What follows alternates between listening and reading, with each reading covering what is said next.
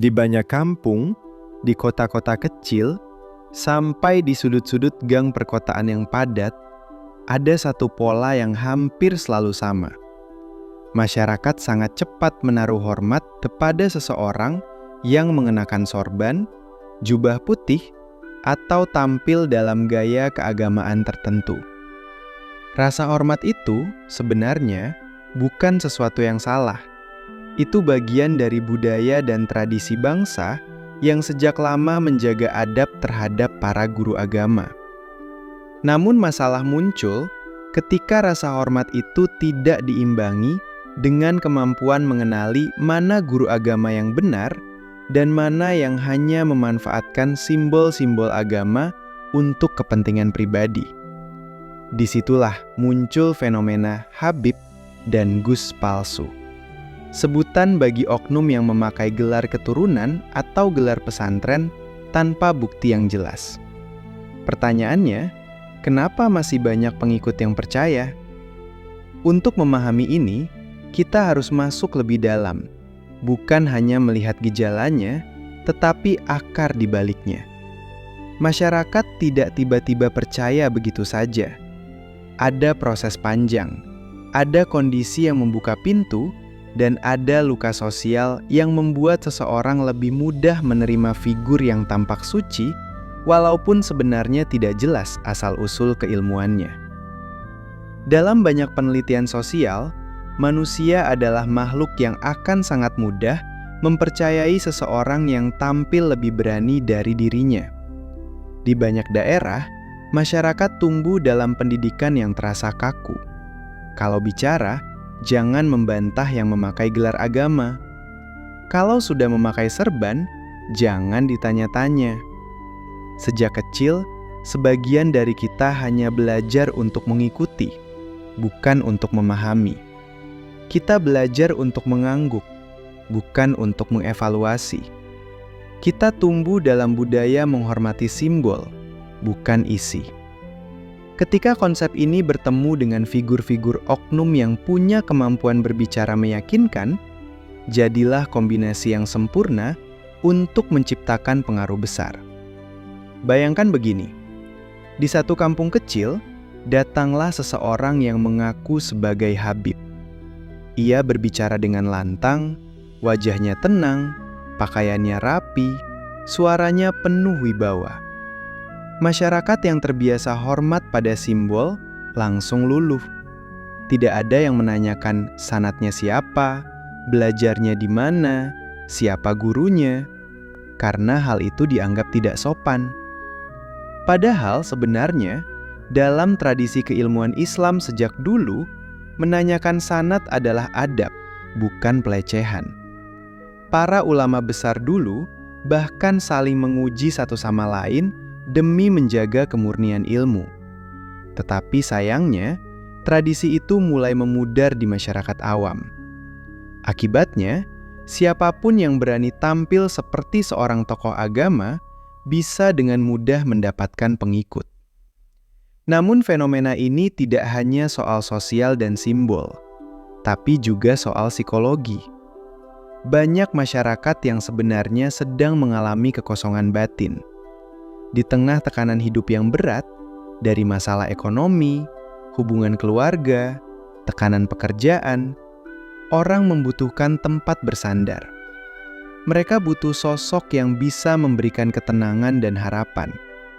Dan ketika ada seseorang yang tampil meyakinkan, menggunakan bahasa lembut, bahkan sesekali menceritakan kisah-kisah karomah atau pengalaman spiritual, masyarakat merasakan kenyamanan. Ada orang yang sedang mengalami masalah rumah tangga. Mereka mendengar sosok guru palsu itu berkata, "Tenang, semua masalah ada solusinya. Ikuti saja amalan ini." Ada yang sedang sulit ekonomi. Mendengar ucapan, rezeki itu soal keyakinan. Nanti akan datang sendiri kalau kamu dekat dengan saya. Ada yang sedang depresi. Mendengar kalimat, jangan takut, kamu di bawah pengawasan saya. Kalimat-kalimat seperti itu terasa hangat di hati orang yang sedang rapuh. Dari sinilah timbul kepercayaan. Bukan karena mereka tidak pintar, tapi karena mereka butuh pegangan. Dan yang lebih menarik, banyak dari mereka tidak sadar bahwa mereka bukan sekedar percaya. Mereka sedang mencari tempat untuk diperhatikan. Karena di dunia yang serba sibuk ini, perhatian adalah barang mahal. Ketika ada seorang figur agama, palsu atau asli, mau mendengarkan keluh kesah mereka, memberikan sentuhan kecil pada bahu mereka, memuji kesabaran mereka, memberi doa, maka secara psikologis mereka merasa menjadi bagian dari sesuatu yang penting. Itulah sebabnya pengikut figur palsu tidak selalu berasal dari kalangan yang kurang pendidikan. Bahkan orang berpendidikan tinggi pun bisa terjebak, karena kebutuhan emosional manusia tidak pernah hilang, tidak peduli seberapa cerdas otaknya. Fenomena ini juga didukung oleh gambaran budaya yang berkembang. Masyarakat kita masih memegang tradisi orang suci itu kebal kritik. Jika seseorang menyampaikan kritik kepada guru agama palsu, mereka sering dianggap kurang ajar, tidak punya adab, atau bahkan melawan ulama. Padahal yang dikritik bukan ulama, tetapi oknum yang memanfaatkan simbol ulama. Akibatnya, para pengikut makin sulit untuk berpikir kritis. Mereka takut dianggap tidak sopan, takut dosa, takut dikatakan tidak punya adab, sehingga mereka memilih diam dan mengikuti apapun perkataan figur tersebut. Perlu diakui, ada 3 alasan utama yang membuat umat masih percaya. 1. Faktor kultural. Penghormatan berlebih kepada simbol. Agama kita sejak dulu diajarkan menghormati ulama, tetapi tidak diajarkan membedakan ulama yang benar dan yang palsu. Contoh kecilnya, anak kecil melihat seseorang memakai sorban, langsung disuruh salaman dan cium tangan, tapi tidak diberitahu bahwa cium tangan itu ada adab dan syaratnya, bukan asal simbol. 2. Faktor emosional. Kebutuhan akan bimbingan dan kepastian. Ketika seseorang sedang terpuruk, mereka tidak butuh teori, mereka butuh figur. Dan siapapun yang tampil percaya diri di depan mereka akan dianggap sebagai jawabannya. 3. Faktor psikologis. Efek kerumunan dan rasa aman. Ketika melihat banyak orang lain mengikuti, otomatis seseorang merasa lebih aman untuk ikut. Efek kerumunan ini sangat kuat. Bahkan orang yang awalnya ragu bisa berubah percaya karena melihat banyak teman atau tetangga ikut dalam majelis yang sama. Namun bukan berarti seluruh masyarakat tidak paham. Sebenarnya banyak orang yang diam-diam tahu bahwa figur itu bermasalah, tetapi mereka tidak berani bersuara. Inilah bagian paling tragis dari fenomena ini. Orang baik sering dikalahkan oleh rasa sungkan. Ada juga alasan lain yang jarang dibahas. Sebagian pengikut sebenarnya tahu bahwa gurunya itu bukan tokoh agama sungguhan, tetapi mereka tetap bertahan karena sudah terlanjur mendapat manfaat sosial dari komunitas itu. Misalnya, mereka punya teman baru, mereka merasa dihargai, mereka merasa lebih dekat dengan agama, mereka dapat perhatian yang tidak mereka dapatkan di rumah.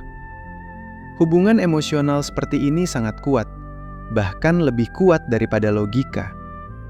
Di sisi lain, para figur palsu ini tidak buta terhadap psikologi masyarakat. Mereka tahu persis apa yang ingin didengar oleh orang-orang. Mereka tahu bagaimana menampilkan bahasa tubuh yang meyakinkan. Mereka tahu kapan harus tersenyum, kapan harus berbicara lembut, kapan harus terlihat tegas. Ini bukan karomah, ini teknik komunikasi. Ada yang memang belajar retorika, ada yang belajar dari melihat tokoh-tokoh agama yang asli, ada yang belajar dari media sosial. Generasi sekarang pintar melihat gaya, tetapi belum tentu pintar melihat isi. Media sosial juga memperparah keadaan. Dengan hanya satu video pendek, seseorang bisa langsung dianggap alim, dianggap wali, dianggap punya sanad, walaupun kenyataannya tidak ada bukti apa-apa. Kehadiran kamera membuat oknum-oknum ini bisa membangun citra jauh lebih cepat daripada tokoh agama sungguhan yang bertahun-tahun mengabdi di pesantren tanpa sorotan kamera. Lalu, apa yang terjadi pada masyarakat yang tidak punya kemampuan verifikasi? Mereka akan mempercayai apapun yang dilihat matanya, bukan apa yang diuji akalnya. Kita harus jujur bahwa masalah ini bukan sepenuhnya kesalahan masyarakat. Ada faktor pendidikan yang ikut berperan. Di sekolah-sekolah, pelajaran agama sering hanya fokus pada materi hafalan atau teori, bukan melatih murid untuk bertanya dan memverifikasi. Meski belajar tentang rukun iman, rukun Islam, dan sejarah Nabi penting, tetapi anak-anak tidak diajarkan cara memilih guru. Padahal itu bagian penting dari pendidikan agama. Di pesantren pun ada masalah serupa. Sebagian pesantren mengajarkan adab, ilmu, dan akhlak dengan baik. Tapi sebagian lain terlalu menekankan kepatuhan tanpa memberikan ruang diskusi. Akibatnya, santri terbiasa diam, bukan berdialog. Dan ketika mereka kembali ke masyarakat, budaya itu terbawa. Kalau bicara sama tokoh agama, jangan banyak bertanya.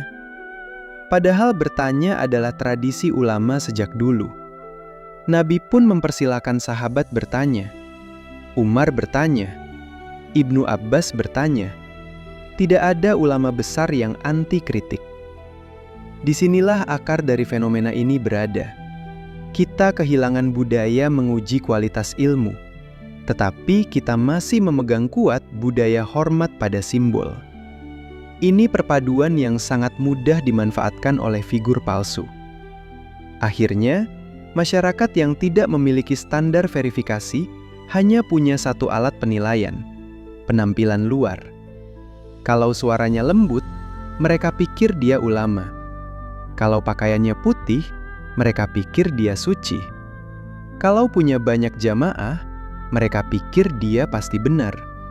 Kalau banyak testimoni, mereka pikir itu bukti spiritualitas. Padahal, dunia spiritual bukan soal simbol, tetapi soal amanah dan keteladanan.